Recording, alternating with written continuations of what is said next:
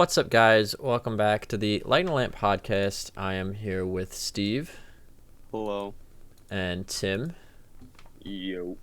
And this week's episode is just going to be on some general stuff, first week of the NHL season, and just kind of talking about our general thoughts. I know we're going to start here with the interesting decision by the Colorado Avalanche to switch to their blue pants and blue gloves even on the road.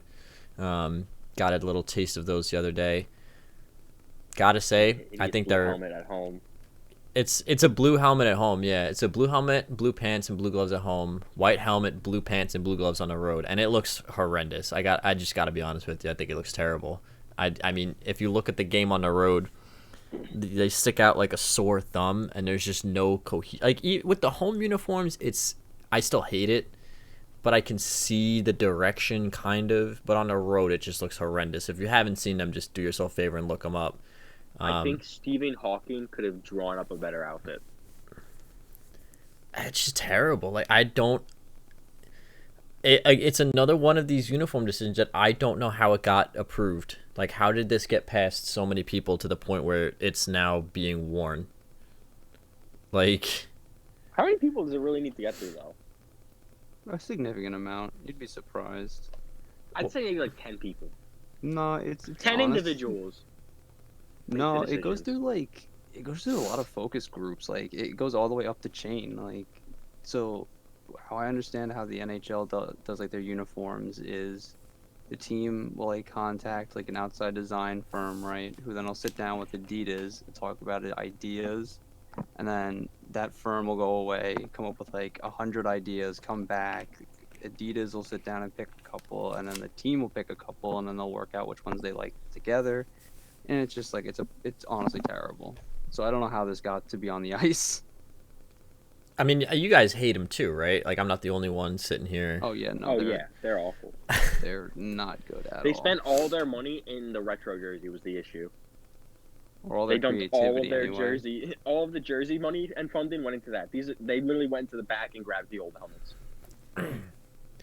I just don't understand. Like I said, like at home, I can see what they were going for. I still don't like it. But my God, it just looks awful on the road with the white jerseys and the white helmet. Like, it looks like a 3-year-old dressed them. Like a 3-year-old was playing around in NHL 21 and like selected the home pants for some reason with like the away jerseys and helmet. Like, it's just... Bro, my jerseys are better in NHL. Like, come on. Like, these things are not good. I guess maybe they're supposed to be like in preparation for some... I don't know. It just looks terrible. Is it? Yeah, you think like maybe they're making a move to like a different colorway in like a season or two, that this is just kind of like a holdover for? That's an interesting thought. Well, I mean, if you look at the old... I mean, the OG Avs used to wear like black helmets with their like home jerseys, so I wonder if they're like... Yeah, this blue, they've been getting lighter over the years. I don't know. This blue is the one that looks like, do you remember the Stadium Series jersey they had that had like the Yeah. A shape on it? And with like the top half was blue and the bottom was purple or whatever. It's like that blue, you know? I feel like Yeah. if they went with like a navy blue, like a Well, that's the thing. They were always such a dark blue on all of their things. I don't know why they thought this was Like, such I a good feel idea like to a go dark- this year. if they would have went with a black helmet, right, and like dark blue gloves and dark blue pants, it would have worked fine. But like and I don't understand why the team would make a big deal about it, because it's like, bro, it's just like it's a helmet, you know, like it can't be that expensive to invest in. I this. guess it matches the blue on the reverse retro. Yeah, but like, Like, that's yeah. just, I don't know. Yeah, no, I think we're all in agreement, right? Like, it's just not good. But like, If they were using the jerseys that I just dropped in the current episode tab, like those old third ones, like if they for some reason just decide to make those I their really home like jerseys, those jerseys. I think they're awful. But if they were using them, at least I could see where like the base blue comes in with the base blue pants, right? But like their home jerseys, the base color is still burgundy. It's the accent color that's blue, and it's not even the same blue. It looks entirely different. Like, I That's what don't. I'm saying. It looks like the reverse. I think they just took it off the reverse retro jersey and were like, "This is the new blue." Oh my gosh, it's terrible. Just awful. Very, very not good, as No. the kids would say. So Abs, do yourself a favor, go back to your burgundy pants and helmet. Looked way better. Or like the boys were just saying, maybe try something darker like black, because especially on the road, the pants and gloves look terrible. Terrible. Well, I mean, it literally is just like stands out. It's like, hello, here I am. Please, Right, like you slash might my as well hands. just be like the Golden Seals and start wearing like white skates and stuff like that. Like, Okay, listen, at least that was kind of cool though. Like, for the time period, like the late '60s, that's like totally on the money for sports. I mean, look at he was the same guy that owned the Oakland A's. They used to wear the white cleats. true, very That's true. why he did it. Yeah, get your act together, Colorado, because otherwise, I really do like your jerseys, but not with the current color scheme. Um, Also, a little piece of NHL news before we jump in and start talking about specific teams. They announced today that they are doing away with the puck tracking pucks that they were Oh, yeah. experimenting with. Several high-profile NHL stars had been complaining about it. Austin Matthews being chief among them, raising issues with the puck being weighed differently. Sometimes the puck not lying flat, bouncing around too much, probably just due to a weight difference. And the other issue being, I'm assuming whatever tracking like chip they have in the puck doesn't freeze. So when they freeze the pucks, maybe like the center of the puck is still warm, so it bounces around a lot more. Regardless, it didn't really help because we still had several 20-minute reviews in the first week of the season. So that coupled with the NHL stars kind of being like, listen, the puck's just not quite there yet.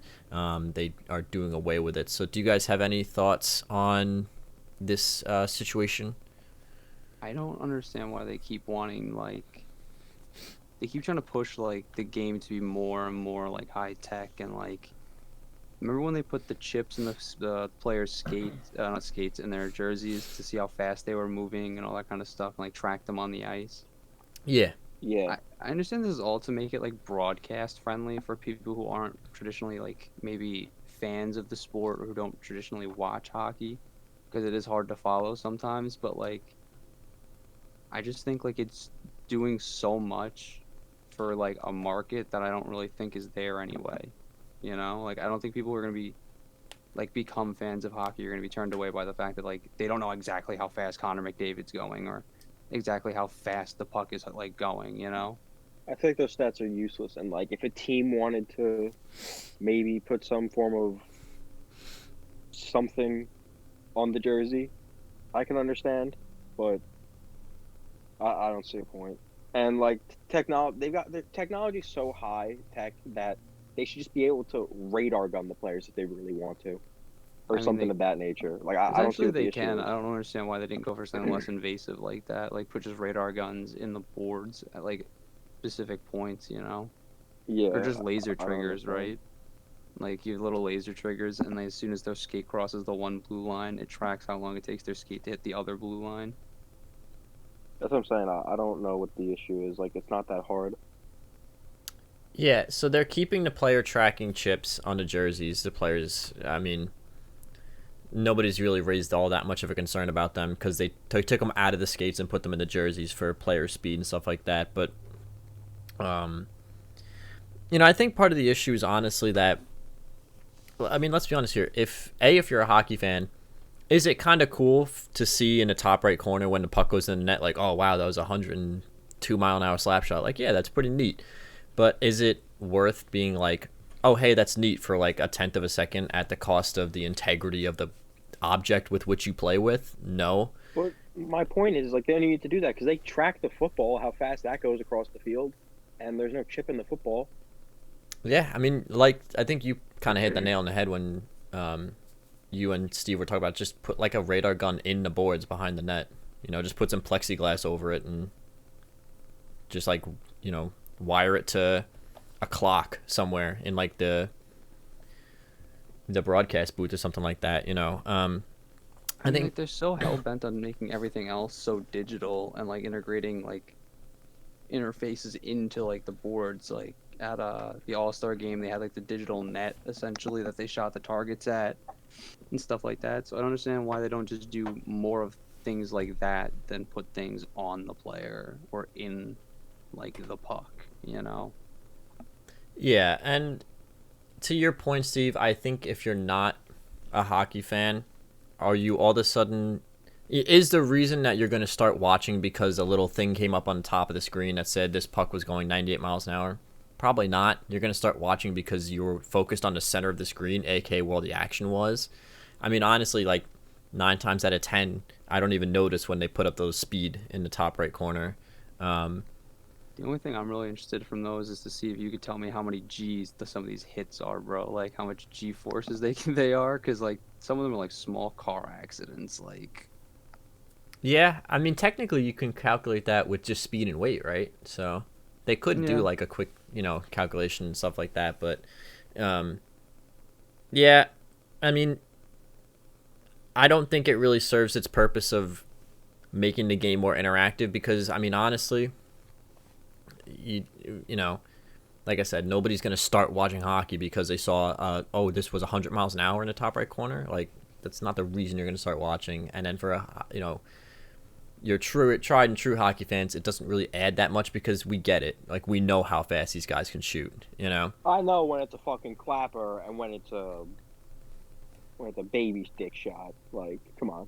Yeah, I mean, the only reason that I would really advocate for puck tracking is if there was a foolproof 100% way to tell me when the puck completely crossed the line, but that's not even why they had the puck tracker in there the first place. So I don't really care too much for it. I'm glad that the NHL is doing the right thing though and heeding the words of their stars because really they could have just been like, sucks to be you. We're just gonna keep doing this, but I'm glad to see that they're listening and from now on they will be using standard, completely rubber, no chip pucks for us this season. So we'll see.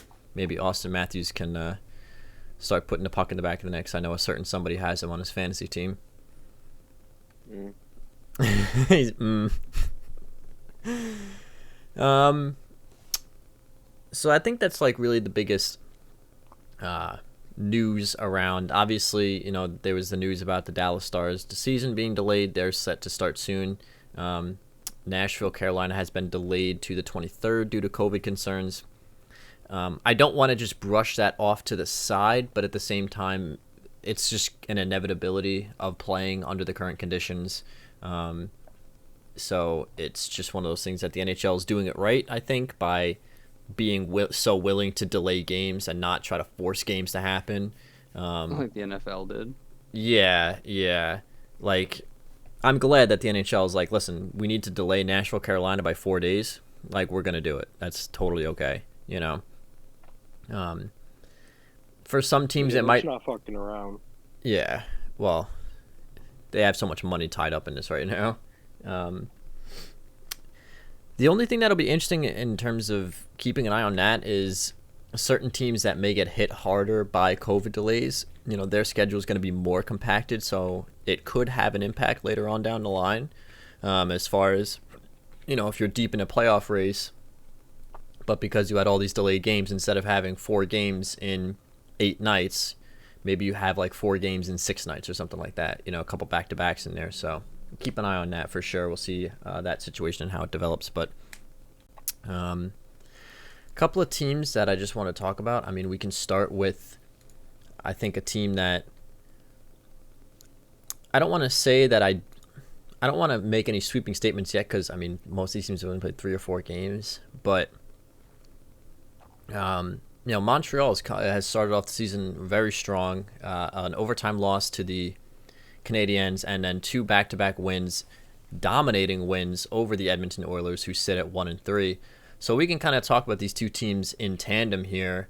Edmonton only being able to muster up 2 goals in 2 games against the Habs. How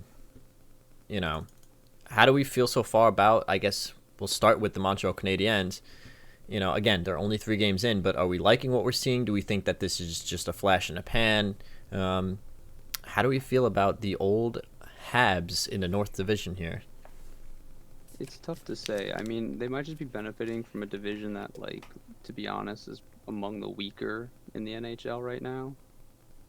But, I mean, they've looked good. I don't think they're winning on flukes. Like, they've been good, and Carey Price has looked especially good, which is a great sign for them, because if they have any hope of locking a top 4 spot up, they need Carey Price to play like he did in the playoffs. So Yeah, I mean, really, their first game was a 5-4 game. Second game, 5-1 win, 3-1 win over the Edmonton Oilers. I think it's important, for a team that's as, I hate using this word because I really think deep down the Oilers really are not that offensively balanced, because they really have like a couple good players and then like 8 or 9 hacks on the roster. But for a team that's known for their offense, like the Edmonton Oilers, to hold them to 2 goals against over 2 games, I think is significant. Are we seeing anything out of the Oilers that we're not liking so far? I mean, besides the goaltending, because like, duh. But like, what? How come the Oilers can only score, 2 goals in 2 games against the Canadiens? And I think their goals for right now is like 2.5 goals through their first couple of games. Is it just that McDavid and Draisaitl just need to actually carry the team, or what are we seeing out of the Oilers? It really just comes down to that they really just need to carry the team, and if they can't do it, then they're just not going to succeed, and that's kind of what we're seeing. In the first game, they carried the team and it worked, and now they're just not really doing it. So, I mean, because they scored 3 goals in their first game, 5 goals in their second game, and then 1-1. In a shortened season, how long do you think you wait before realizing, like, maybe we need to give somebody to the second line instead of, because right now McDavid is playing with Draisaitl. They are playing on a line together. I don't think you have a lot of time at all in a shortened season for anything. Like, you can't afford to fall behind. So you can't do. Oh, sorry. No, go ahead. You can finish. I would just say you can't be like the St. Louis Blues, right? And like last in the NHL on January 1st, and then win the Stanley Cup at the end of the season. You're not going to get another Cinderella run, essentially. So, I guess this is an interesting question. What are you fixing first? Are you fixing the goaltending? Are you fixing the defense? Are you fixing the offensive depth? Like, what's your primary concern with the Edmonton Oilers right now? Because Mike Smith's on the LTIR right now. So. Honestly, the most pressing thing really might just be their offensive depth. Like, and it might be the most easily addressable through trade during the season. Like, I don't think there's a lot of teams with like more than one goaltender of starting quality that they're looking to move right now. So, let's see.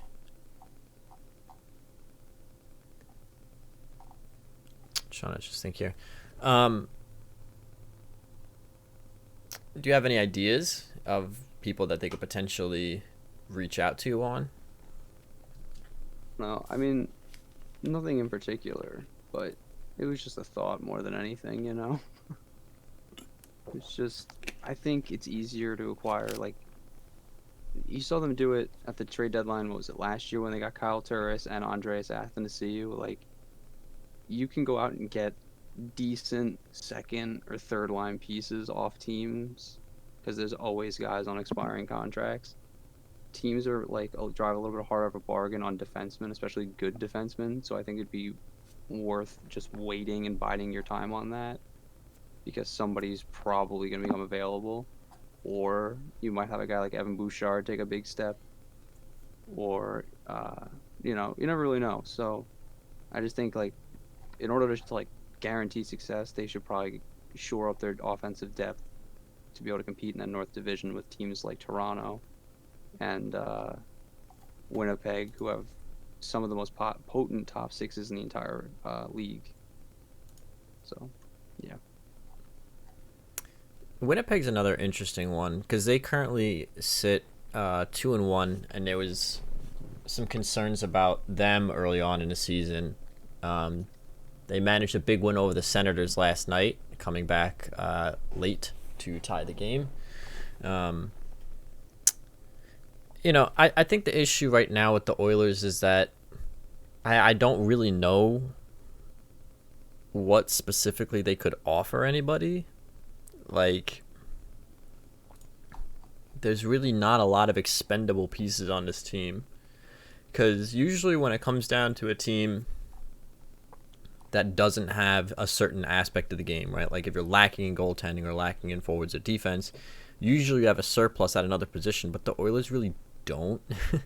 Interestingly enough, like, I mean, I suppose you could argue that they have a surplus at forwards because they have McDavid, Draisaitl, and Kyle Turris down the middle, but They also have Nugent Hopkins still. yeah, that's true. I mean, they could Is he always on just an expiring contract too? let's see. Let's go to our friends at Cap Friendly. Because that's the real question. Then, if he's on an expiring contract, does he want to stick it out? Yes, Nugent Hopkins is an unrestricted free agent at the end of the year.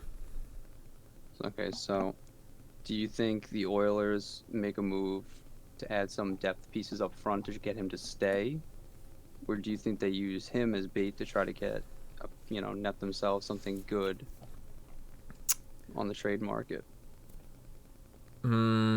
If I had an option here, because you have Kyle Turris as your third line center at the moment, Nugent Hopkins is playing on the wing with McDavid, and it was Draisaitl. They moved Draisaitl back down, or they're expected to start Draisaitl at the second line center position tonight against Toronto. So right now the top line is Nuge, McDavid, and Cassian, which is really... Yikes. I mean, it's an elite, top two player playing with a serviceable first line winger, and then Zach Cassian. We all know how I feel about him, but I think we all know how we all feel about him. And then your second line is Cahoon, Draisaitl, Yamamoto. It's not a bad second line. Maybe do with an upgrade to Dominic Cahoon, but I mean, Dominic Cahoon's not a bad little player. no, certainly not. He's definitely a better third liner than he is, a top six winger at this point in his career. But I think if you're looking at this objectively, do you really, really, in your heart of hearts, need Ryan Nugent Hopkins on this Oilers team? I know we're talking about a lack of depth scoring, but well, especially when he's a natural center iceman and you have a winger in Jesse Puljujarvi, who I think signed, right? Isn't he playing with them? He's supposed to start tonight with Nygaard, Turris on their third line. Okay, so yeah, exactly. You have Puljujarvi, who's still, let's be honest, like a world-class talent. We can't let that little spat he had with management take away from the fact that he could be a player, not necessarily McDavid or Draisaitl's level, but maybe the step underneath it. Still a really, really good first-line winger. So, do you really need Nuge when you could move him and maybe get another complementary piece so you don't have Zach Cassian playing in your top six for some reason? Yeah, making $3.2 million, by the way. Yikes. It's interesting. I think if you're the Oilers, I think that because the Oilers have, really, when you get down to it, they really do have slim pickings at every position, essentially. You have, one or two guys that are pretty solid, and then, question marks up and down the rest of the lineup. You really can't afford to let a guy like Nugent Hopkins walk out on you. Because you need all the value you can get back from him at any rate possible. Well, here's what I'm thinking, right? What if I know they're the same division this season, but they're not going to be going forward. What if Edmonton called up I don't remember the GM in Winnipeg's name, but calls him up and says, Cheveldaev? Hey, it is Cheveldaev. Calls him up and says, hey, Laine's not happy playing in Winnipeg. Nuge is on an expiring contract. You're always looking for a number 2 center. I mean, it's almost a match made in heaven, and Edmonton does have some decent defensive prospects. They could throw Winnipeg's way if they really were to force their hand, Yeah, I think that could be it could be an interesting trade, especially given that it's very evident at this point that Patrick Laine does not want to be in Winnipeg. despite their efforts to shore up their second line center position by acquiring Paul Stastny and then drafting Cole Perfetti, it's very evident that whatever happened between Laine and the Jets, the bridge is burnt, and he wants something to do with them. In a very similar situation to what's going on in Columbus with Pierre-Luc Dubois, no matter what the case is, as I have a very strong suspicion that it has to do with John Tortorella, that as long as he's the coach there, that PLD does not want anything to do with the Columbus Blue Jackets at this point. I wouldn't be surprised. Tortorella has a habit of rubbing guys the wrong way. Always has, I do want to circle back on the Oilers, but since this is all kind of connected, I read an interesting point somebody was making before about Pierre-Luc Dubois and how that they understand that Tortorella is an abrasive personality. He's a hard guy to play for, but that they were worried that the perception of PLD, he's only 23 years old, and they were saying that the perception of him at this point might be kind of sour grapes, because is he going to throw a hissy fit and demand a trade every time he has a disagreement with somebody either on the team or on a coaching staff? I'm interested to get your guys' perspective on that. Do you think that there's any sort of, perception among either other players or general managers that, it's, the guy's 23 and you have to stick it out sometimes. You just have to do your job. Or is it, coming to a point where it's like, listen, if he doesn't want to be there, he has a legitimate reason? Like, what are your thoughts on that? Past a certain point, you just got to do your job. Like, even if you're not happy there, like, you bitching and moaning and throwing a hissy fit to an extent won't help you. I don't think in Dubois' case he has... not his case, but in general. In the past we've seen it happen. Like, I'm trying to think what the last high-profile hissy fit that backfired was. Like the big high-profile holdout. What's his name in Winnipeg? Which one? Who held out? You talk about William Nylander in Toronto? No. What's his name? He held out and then... Bufflin. Oh. Was that really a holdout, though? Yeah, he was holding out originally. That was the original point, I thought. Well, originally they suspended him because he didn't report to camp. Yeah, no, he was under contract. He didn't hold out over that. And then, it was a whole stupid thing, and then he just, decided he didn't want to play because he was hurt or something. I don't know. That situation was weird. But, I think in Dubois' case, I don't know if it's necessarily he'll throw a hissy fit every time he has a disagreement. I think, there might just be a fundamental disagreement with how, him and John Tortorella get along, John Tortorella's been known to be kind of a taskmaster and kind of a, for lack of a better term, slave driver almost. He's very, very demanding. He goes to war every night. He expects his team to do the same, is essentially what it is, And that's hard to play for night in and night out, I can imagine, especially with how physically demanding it is. And Dubois caught the ire of Tortorella in front of a national audience last year on television, and who knows if what goes on behind when the cameras aren't around. So it really just might be the case where these two just don't coexist together.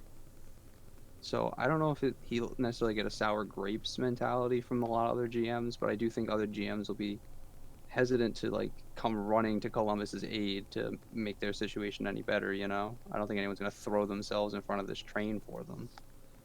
They've got to take this and see what they can figure out and what they can get for it afterwards. Do you think that, because we've had it happen before where a player asks for a trade privately, gets traded, and then it's not until the season after he gets traded where all of a sudden all these stories start coming out, he wanted out of, we're just using an easy example, he wanted out of Toronto because he didn't like playing for Mike Babcock, which was kind of the Nazem Kadri situation, right? He got bumped out by younger players, but it also came out that him and the coach didn't get along, him and management didn't get along, but that happened after the fact. His whole situation was also a little bit public to start, but it kind of died down. They handled it internally, and then he was moved on. Do you think that maybe PLD being so public with, and this is also a question about Patrick Laine, too, being blatantly upfront when the reporters are like, "Hey, do you want to play here?" He's kind of just like, "No." Like, I think Patrick Laine himself said a trade would be mutually beneficial to both sides, which is the most politically correct and most hockey way he can say, "I want nothing to do with this organization." Do you think that them both being so public about it is actually hurting their chances to be traded, because other GMs are like, well, he's going to have to lower his value because he's got a guy who doesn't even want to be there, and I'm going to try to take advantage of that? I don't know. I think there's something to be said for being open about it, right? Like, everybody would know anyway. I feel like it's not very hard to know, like, hide. It's very hard to hide when players are unhappy with an organization, you know? So, I don't see why they would drive their value down for being so public about it, especially because it's directly a conflict between them and somebody within the organization. It's not like a conflict, like a personality conflict. Like, he's not difficult or they're not difficult. Patrick Laine actually might be. Patrick Laine might be like a personality conflict. But in Dubois' case, I think it's more or less like he has like a specific like issue with somebody in the organization, and he just doesn't want to play there anymore. And yeah, I think that's it. So I don't see necessarily. I think the situations are different, so I don't think you can equate them the same way. I think like Dubois' value might kind of stay the same because this is the first we're hearing of it, and there's really been no indications of like him being a problem. Whereas like in Winnipeg, Patrick Laine has been known to be kind of an issue for them in the past. What with like getting banned from bringing his PS4 on the road because he missed practice for playing Fortnite too much. Like, you know what I'm saying? Like, it's not necessarily the same situation. So let me hit you with this, because I'm sure that there are going to be some people who start thinking about, and this is just pure speculation. There's nothing to back this up. I don't really feel this way particularly, but I'm sure that there's going to be people who are going to start asking a question about Josh Anderson's trade and say, well, was it really that he was just injured all the time and the Jackets needed a new player? And this being a very high profile battle between PLD and evidently John Tortorella. If you're Jarmo Kekalainen, at what point do you start taking the side of, well, maybe I need to move on from the coach before I start losing the rest of my players? Or are you more in the thought of like, listen, a player, not to kind of equate them down to a lower level, but there are way more players that I can acquire than decent coaches, especially coaches on the level of John Tortorella and have had the success that he had. And I guess what I'm really asking is like, at what, not whose side are you taking, but how long of a leash does the coach get in this situation to keep alienating players? I think, okay, so yeah, I was gonna say it's not to take away from the players, but you're right. There are just more players in the league than there are coaches, and great coaches like John Tortorella happens to be are hard to come by, So I think I don't think there's anyone in the wrong here or anything like anyone's side particularly to take. Like, I think it's just like it's like anything in any other workplace. Like, two guys just don't get along, and they just happen to be like high-profile sports figures. So like their little disagreement that would normally get solved by like HR in an office is getting solved by like a Twitter HR, because now you have like thousands of heads online telling like the GM what he should do and what he shouldn't do, and it's like, okay, but Jarmo Kekalainen is the one that's getting paid the whatever it is, like the millions of dollars to do his job, so I think he knows what he's doing. Yeah. Sorry. I was gonna say, I'm just wondering maybe if there's a bridge to like there's maybe like a little bit left to bridge the gap. Like maybe they could come together and work it out. Because Tortorella has been known to rub guys the wrong way, and in the past he has also been known to like try to reconcile with those players. The prime example being Brandon Dubinsky, who was essentially John Tortorella's whipping boy for his last, for Dubinsky's last couple of years in New York.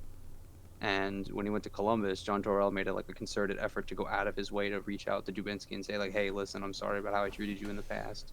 You know, maybe we could get past this and work through this." And he's been coaching him ever since, and there's been no issues. Yeah, I'm interested, Tim. I'm interested to get your thoughts on this. If you're the general manager of a team, how long is your rope for your head coach in terms of repeated issues with players? Because John Tortorella got a pretty long rope in New York. I mean, he drove a lot of guys out of that team. So, in my personal opinion, your coach is your dad. If you can't give him as long of a leash as he needs, then you don't trust him and he just shouldn't be there. So if you're Yarmo, you're just gonna do what you can to try to reconcile, and if not, you're just gonna ship PLD and keep. You should 10,000% always be positive in your coach's actions with the players, no matter what. And if you're not, and it's like on a case by case basis, obviously, like, yes, if something goes wrong and like you need to handle it, of course, but like on a consistent basis, you should not be having to deal with your coach like that if you're not comfortable with what he's doing or you're not comfortable with how he's teaching the program. But he runs a program. You're on his team. He is your, like, in a he's your boss. sense. Exactly. He's your boss. He's your dad. Like, well, you listen to dad when you're on the ice. Well, it's kind of like what I was saying before. It's like at work, right? Like, it's essentially he's just like PLD is just having a conflict with one of like his boss, but like instead of like HR or like it being something interdepartmental, like it's playing out in front of everybody. So now everybody feels like they have to pick sides, and I don't really see that anybody's in the wrong here. Like, I don't think John Tortorella is necessarily in the wrong because look at what he's been doing for the last so many seasons in Columbus. You can't really argue with success like that. And I don't think Dubois is wrong because if he really does deep down think that there's no like reconciling his relationship with his coach, then like I don't blame him for wanting to leave. And he understands that it's him or the coach, and they're definitely not going to pick him over the coach. I wouldn't. Not a coach of Torts' caliber, anyway. Exactly. Like if it was like, what's the name? What was the Devils' old coach? John Hines. Now. Yeah, if it was like John Hines, it'd be like, all right, see you, John. Like, get out of here. But like, it's John Tortorella, like the winningest American-born coach of all time. Like that guy gets as long of a leash as he needs, until it ends up in the New York situation where like the team just stopped playing for him because they were tired of it. Yeah. It's definitely an interesting situation, and definitely one that's worth keeping an eye on. And we're definitely going to be following not only the PLD situation, but the Patrick Laine situation, as well as the Edmonton Oilers to see if they make any moves with which to shore up the rest of their team. Are there any teams that you guys specifically want to talk about? I have another team in mind, but if there's anything you guys want to discuss, we can hit on some of those points. I don't have anything in particular. The Bruins are absolute dog shit. Well, it's kind of funny because the team that I was thinking about, the New Jersey Devils, they kind of in tandem with the Boston Bruins because they started their season with a 2-game series against the Bruins. 1-1, lost 1. The team split. And then the Bruins get shut out by the New York Islanders 1-0 in a game that arguably they outplayed the New York Islanders. I mean, I don't even think it's arguable. They did outplay the New York Islanders, outshot them, outpossessed them in basically every facet of the game. Just happened that Semyon Varlamov was on his game that night, puts up a shutout. Pajot's the only goal scorer, and the Bruins dropped to 1-1-1. Goal scoring an issue for the Boston Bruins. Do you guys think that's just because they don't have David Pastrnak, or is there something else going on here? I mean, yeah, I think David Pastrnak not being there throws their whole top 6 out of whack. Yeah, they just really don't know. They don't know where to go to, and that's the thing. Like in Bruins' recent history, every year someone stepped up, and that's kind of like what Marchand has done over the years. Like some years he's putting up like 80 points, 90 points. Now other years he's down in the 60s, just cruising. I think the big issue really is that outside of like their offensive inconsistency, they could have weathered that storm if they had their decor still intact. But losing both Zdeno Chara and Torrey Krug in one off season doesn't bode well for a team that also just lost their best goal scorer, arguably the best goal scorer in the league, for 6 months. Like, Yeah, it's not exactly looking great for the Boston Bruins, and they're in a highly competitive division, which doesn't help either. yeah. I mean, their goals against isn't crazy or anything. It's actually tied with the Islanders for the best in the division, the East Division, at 5 goals against. Only 4 goals for in 3 games, though. That's really the killer. And I think it's kind of interesting that this is something that we've talked about before, is that the Boston Bruins really kind of were a one-line show that nobody really wanted to acknowledge for a long time. I mean, yes, you got David Krejci on the second line, but that second line wasn't really blowing anybody out of the water. I mean, your first line was putting up like 270 points between the 3 players, and your second line had David Krejci and like a couple of players. And then you lose the offense that Torrey Krug brought. You lose the stability that Zdeno Chara brought that allowed other players to get freed up. And now all of a sudden, Charlie McAvoy is really, I don't want to say the only legitimate top 2 defenseman option that you have, but I'm not super high on Matt Grzelcyk. And then you look at the rest of the lineup, it's Kevin Miller, John Moore, Brendan Carlo, Connor Clifton, Jeremy Lauzon. I mean, he's not bad. He's a young player. The real thing is there's a lot of young guys that they expected to take a lot of big steps to fill roles that they just maybe aren't ready for. But then again, it is only 3 games into the season, you know? Right. And that's just a disclaimer for like everything we're talking about this episode. It's only 1 weekend. So like the concern has to kind of be there is like, are guys like maybe Jake DeBrusk not ready to make that step forward, you know? Because they were really expecting him to take a step and be like a big, 20, 25 goal scorer for them again. And so far, he hasn't really, even last year, he really took a step back. And this year, it's kind of like seemed like he's playing the exact same way. So I don't know. I don't know if I'd hit the panic button yet if I was the Bruins, but I'd definitely like be on alert. I'd be paying attention more than I would normally. Like in an 82 game year where you still have Chara and Krug, I think you kind of just say, all right, we'll ride this out. We'll get Pasternak back. We'll stay above water, and then from then on we'll be playing to win. You know, here it's kind of like you don't have that time to bide to wait for Pasternak to come back. You have to try to either win now or it's over. Like you could fall very far behind very early in a shortened season and never catch up. Yeah, I mean, 3 games doesn't sound like a lot, but mathematically speaking, that's already 5% of your season. And that doesn't sound like a lot, but when you realize like this season is going to go by quick, and if you fall behind, especially in the East Division, you might not have an option with which to catch up. You might be climbing a mountain that just gets bigger and bigger every day. Exactly. If David Pastrnak's really going to be out for the rest of the year, the Bruins right now are sitting on $4 million in projected cap space. Do you think they maybe this is just off the books, totally crazy? Do you think they maybe take a swing at Patrick Laine for a season? They think they can still win the cup. I think that'd be crazy, but it'd be really interesting. They could, but I don't know if Laine is the kind of guy that you're looking to take a swing on for only a year, Especially just because then it would what are they gonna do the following season? When Pasternak comes off LTIR, now they're just in cap hell, and they have to the team either has to go nuclear or they trade Patrick Laine again, Well, Krejci's $7 million comes off the books. Do you have it? Krejci? His 7.25 comes off the books. And I'm not advocating for this trade, but if you really wanted to, you could just say, all right, Charlie Coyle, you're playing on a second line now. Yeah, you could. I mean, Krejci's 34 years old. Bergeron's 35. Marchand's 32. I think, unfortunately for the Bruins, they're just in a really, really tough position because you can't really afford to let a season like this go.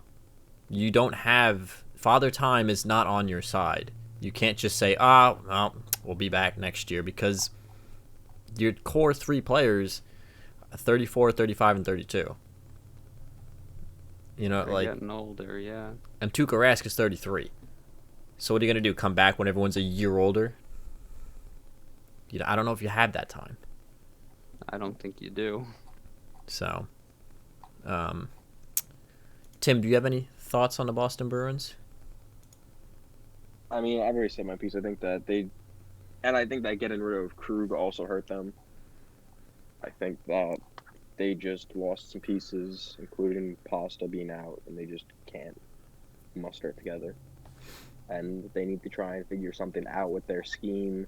They need to try and they need to get the fucking whiteboard out. I don't know. Get the whiteboard out. So let's flip to the other side, and I'm going to go to Tim first on this one. The New Jersey Devils they start off the season doing way better than everyone thought they would. They're currently sitting at 2-0-1, a win over the Rangers last night, a win over the Bruins, and a shootout loss to the Bruins. They're doing much better than everyone thought they would. Jack Hughes is sitting at 6 points. He has a point in every game so far.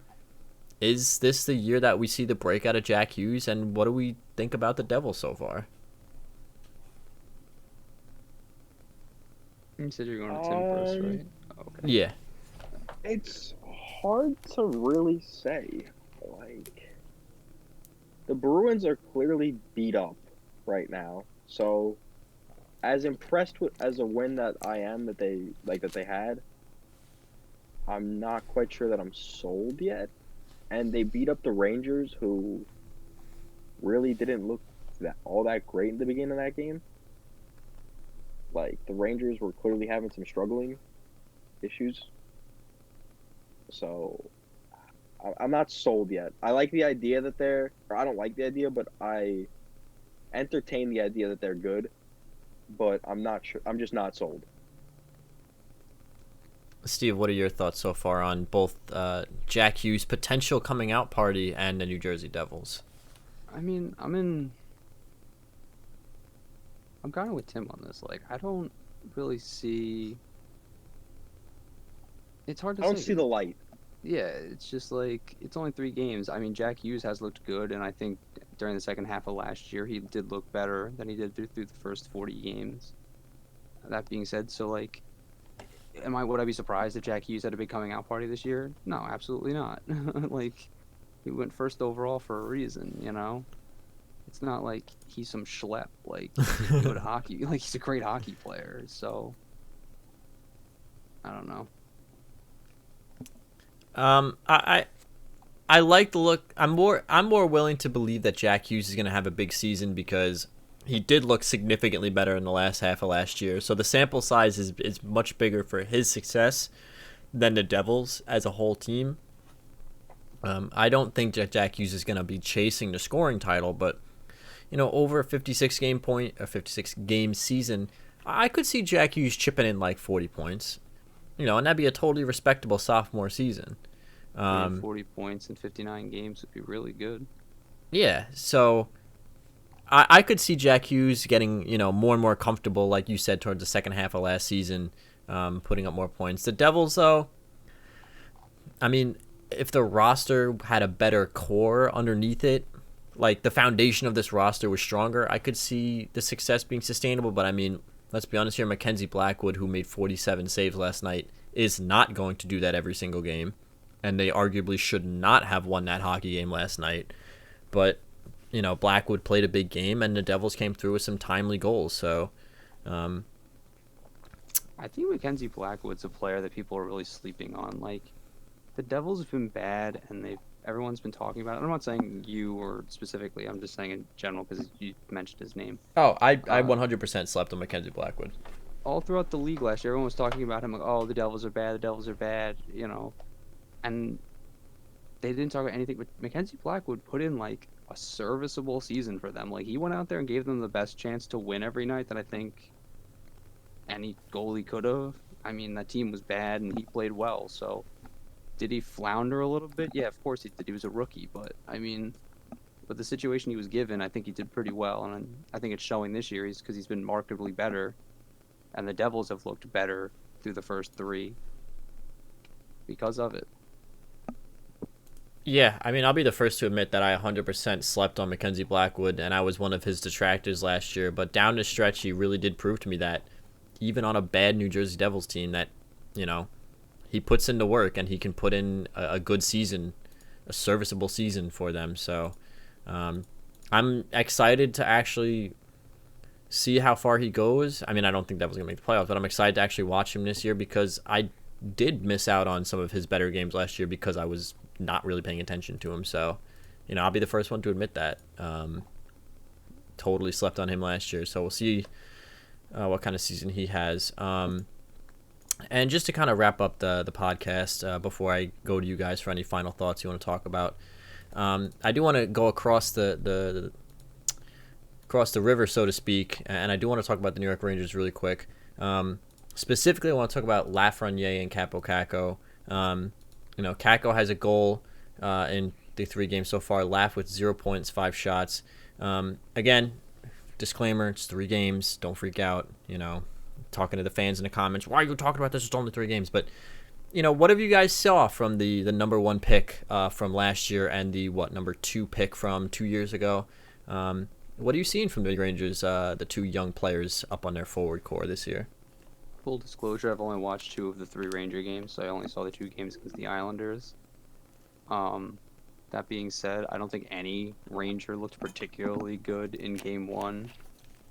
I thought Kako looked better, looked good in Game 2. He scored, and I thought he played with a lot of confidence. And I think Lafreniere is playing with a lot of confidence. The points just aren't coming, but I think they will. I mean, he's a 19-year-old rookie. He wasn't supposed to come in and light the league on fire, you know? What are your thoughts on the 2 young guns, Tim? I think Lafreniere, I've seen a lot of promising moves out of him. I like to watch him specifically when he's on the ice, and there's just these certain little moves around guys, these certain little just angles or the positioning that he has, and he looks really good in my opinion. I think he's playing really well. The only thing is I'd like to see him get in the play a little more as opposed to setting up for a play. Like he's getting caught big braining when he needs to just go a little more, if that makes sense. Like he's like, oh, like that's just from what I've witnessed though, obviously. Like I can't speak for him. You think he's overthinking it a little bit? Yeah, I think he's overthinking a few things. Like he should just set up shop in places on or around like the rink when they're on the power play, as opposed to constantly like just going in front and then not losing his guy and then just staying covered the whole time. And like I guess there is a point to staying covered on the power play, but I'd like to see him break off a little more, put in a little more work. And Kako looks okay. Like he looks better than he did his first season, and he kind of looks like he did in those playoff games where we saw him play really well and the rest of the team play like shit. But Game 1, every Ranger played like dog shit. Like as a whole, Lafreniere, like I said, he had some good moves, but he didn't do anything. Game 2, they looked great, obviously, but like when you blow another team out like that, it's hard. It's not really hard to look great. Against the Devils, I thought that both of them played well. I thought they looked good. Honestly, I wish that Panarin would get into play a little more, but that's a whole different beast, I guess. I think that the kids are playing well, though, for what they're given. Yeah, I mean, I've watched, the Rangers game so far this season. Obviously, I watched the first 2 against the Islanders, and then I watched the Devils game last night. It's like you said, it's hard to really draw conclusions from those first 2 games because in the first game, the entirety of the Rangers looked flat-footed. In the second game, the Islanders didn't even show up. So 2 very unbalanced games to start. So it's hard to draw conclusions from that. But the game last night was a pretty fair and competitive game. I just thought it's interesting to watch because Lafreniere, coming up through juniors was always known as like a big puck possession player. always controlling the play and quarterbacking and whatnot. And I think to your point, Tim, I think he's deferred a little bit in his first season in the NHL, which is to be expected.